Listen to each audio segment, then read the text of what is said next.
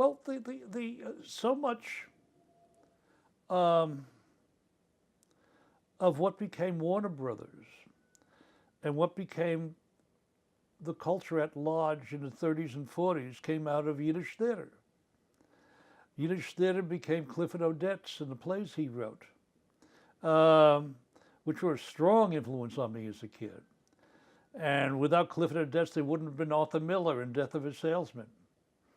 And the best production of Death of a Salesman was by that Jew, Mike Nichols, who directed it as if it was Second Avenue Theater, where it's not about Willie Loman alone, it's about a Jewish family. It's never been done as a Jewish family. Mike's production was pure Jewish family. Willie was not the larger-than-life prototype for a man, but he was just a member of the family, and it was it was an incredible production. Mike was doing Second Avenue Theater, and I just loved it. And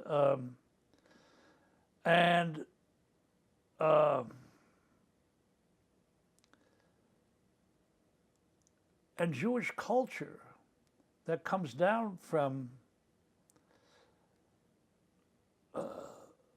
the left-wing Jewish writers as a kid, whether it's Odets or Miller or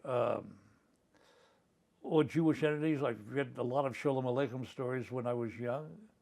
The storytelling, the attitude, the give and take, just moves into different forms, just as Jewish humor, the Borscht Belt humor in the Catskills became the Sid Caesar show on television, became everything Mel Brooks ever did. This stuff just takes over and moves here and moves there, and it's some of it works, some of it is just awful. It doesn't matter. It's all affected and marvelous.